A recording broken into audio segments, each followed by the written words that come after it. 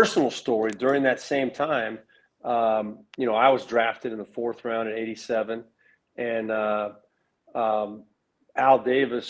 So the second year, my second year in the league, '88, Mike Shanahan became our head coach, and he really believed in me. He wanted me to be the quarterback. He named me the starting quarterback going into the season. After my rookie year, I was put on injured reserve. They kind of made up an injury. They redshirted me, basically, is what they did my rookie year. And Shanahan comes in my second year, and he says, this kid can play. And Al Davis, for whatever reason, didn't think I could get the job done. And he went out and made a trade for Jay Schrader. He traded away the best offensive lineman in football, Jim Lachey, left tackle, who went on to have a Hall of Fame career, to bring in Jay Schrader. And so for the next couple of years, Shanahan got fired because he wanted me. Al Davis wanted Jay Schrader. And it went back and forth, Jay Schrader and me. And the team and the coaches all felt that I should have been the guy, but Al Davis wanted Jay Schrader. And so my 4th year in the league, I finished both that second year, '88, and the third year, '89, as a starting quarterback.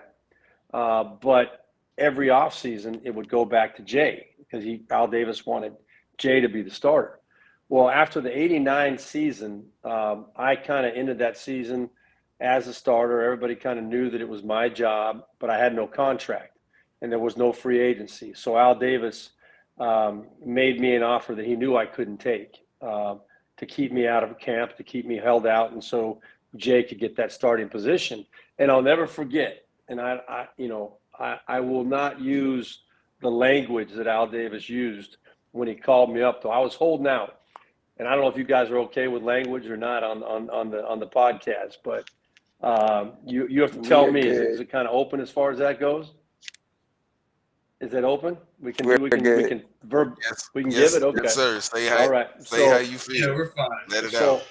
So Al Davis had a very unique way of talking, and everybody that ever played for him, there were a lot of F-bombs in there, a lot of F-bombs. And he used to kind of do these weird things with his lips. And I remember he called me during my holdout, and he said, "I'd like to speak to Steve Beuerlein, please." And he's like making this little lip smacking sound. And I said, "Yeah, this is Steve Beuerlein." He goes, "This is Mr. Al Davis of the Los Angeles Raiders.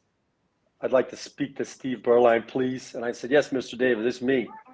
And there was a pause on the other side, and he just all of a sudden blurts out, he says, "What the fuck are you doing?" And I said, "Excuse me? What are you talking about? What do you mean, what am I doing?" He goes, "What the fuck are you doing, Stevie?" And I said, "Mr. Davis, I'm just trying to get a fair contract, man." He goes, "You're fucking killing yourself, baby. You're fucking killing yourself." And I said, "What are you talking about? You're making me an offer that you're not even paying me like a backup quarterback in the NFL." And he goes, "Fuck." He goes, what the fuck have you done?" And I said, what do you mean, what have I done?" He goes, "Oh, you haven't driven the fucking car." And I said, "What?" He said, "You haven't driven the car." And I said, "Mr. Davis, I don't know what you're talking about. When I go out and play, I play hard. We're productive. We're winning." He goes, "Oh, fuck. You're killing yourself, baby." And that was the end of the conversation.